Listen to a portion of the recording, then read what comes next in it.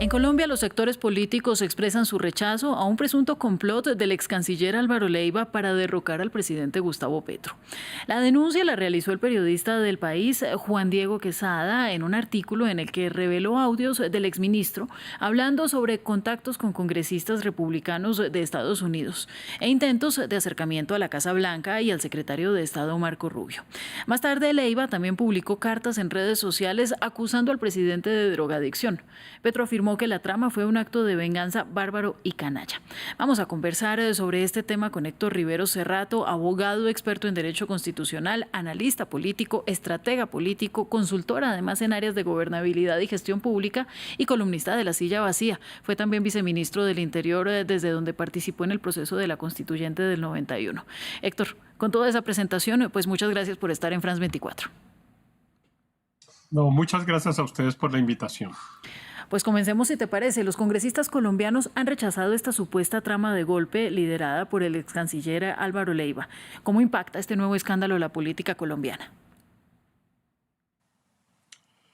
No, yo creo que no va a tener un efecto muy grande por varias razones. La primera es porque la verdad es que el doctor Álvaro Leiva, ex canciller, es una persona que tiene unos antecedentes que le generan poca credibilidad en la opinión pública. Él es una persona que lleva más de 40 años en la vida pública, fue constituyente, ha sido ministro, ha sido congresista, tuvo una relación cercana con la guerrilla de las FARC y fue un asesor cercano de esa guerrilla durante el proceso de negociación para su desmovilización y desarme en el gobierno del presidente Santos. Y en todas esas actividades siempre ha tenido controversia y pues la verdad su credibilidad no es muy alta, en primer lugar. En segundo lugar, su capacidad política, operativa, digamos, de poder desarrollar efectivamente un complot para sacar de la presidencia a Gustavo Petro, pues es prácticamente impensable, ¿no? No es una persona detrás de la cual haya un partido político importante, que tenga gran capacidad de influencia en sectores de decisión en Colombia o por fuera, en el propio gobierno de los Estados Unidos. No debe ser una persona que goce de particular credibilidad. Entonces, todo ello hace, digamos, disminuir el efecto de la denuncia, lo cual no quiere decir que no sea grave que una persona cualquiera, así no tenga capacidad política para conseguirlo, pues esté complotando contra el presidente. Bueno, ¿hay posibilidad de que el gobierno de Gustavo Petro capitalice toda la información que hemos conocido este fin de semana? Sí, sin duda. Y es más, yo creo que fue el gobierno el que entregó la información, tengo la impresión, porque el presidente de la República ya se había referido a esto hace un par de semanas. No se sabía bien a qué se refería, pero él había dicho que había un complot y que estaban implicados autoridades extranjeras y, en fin, todo lo que se conoció ahora con el audio, pues en realidad lo había anticipado el propio presidente Petro hace un par de semanas. Y yo, como digo, creo que él entregó la información y pues lo hizo porque me parece que es una manera de responder a una situación compleja en la cual se encuentra el gobierno después del atentado contra la vida del senador Miguel Uribe, que era un senador muy destacado de la oposición y precandidato presidencial y que está pues luchando por su vida desde hace más de dos semanas.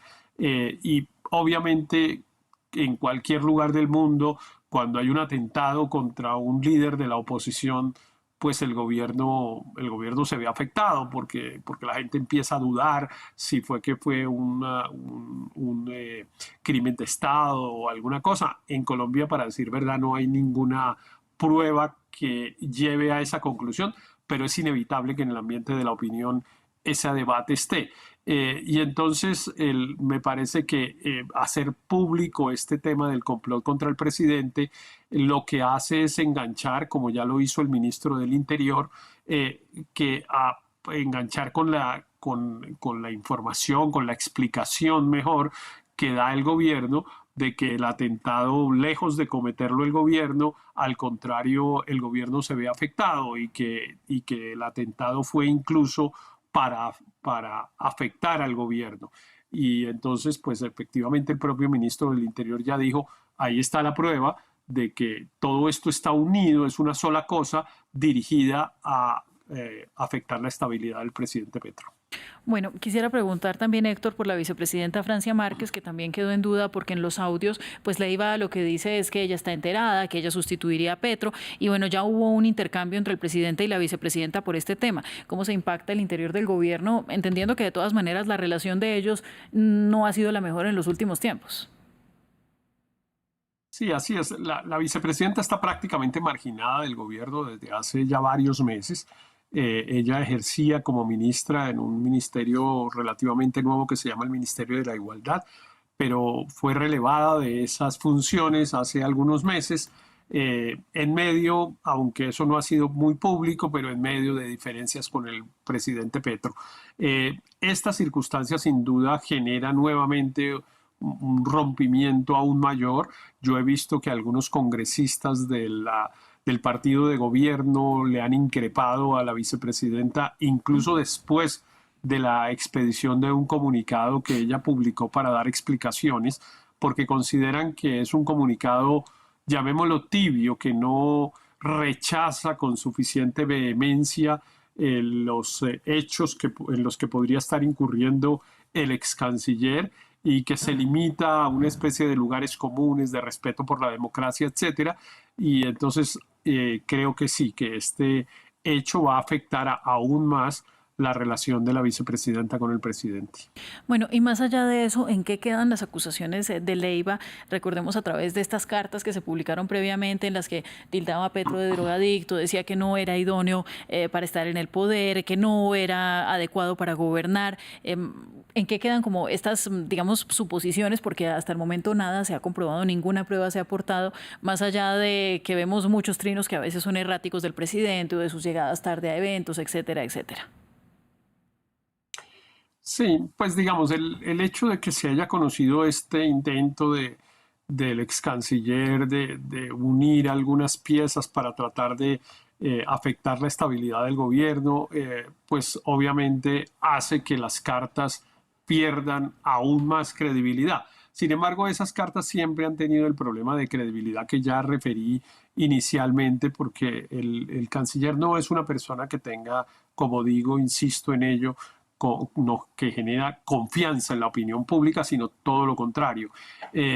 Ahora, más allá de las cartas del canciller, pues es cierto que hay un rumor cada vez más grande de que el presidente podría tener, digamos, algún grado de adicción de alcohol o de alguna otra sustancia psicoactiva sobre la cual en efecto no hay prueba, pero pues digamos que la discusión ahí sería, aún si la llegase a tener, qué capacidad tiene de ejercer el cargo en esas circunstancias, porque pues el hecho de que una persona tenga eventualmente una adicción no necesariamente lo vuelve un incapaz para ejercer alguna función pública o privada. Entonces, ahí hay un debate que yo creo que ya a esta altura del partido no va a terminar en nada, van a ser unos rumores que seguramente van a formar parte de la leyenda histórica, digamos, siempre va a estar eso encima cuando se evalúe el gobierno del presidente Petro a lo largo de la historia.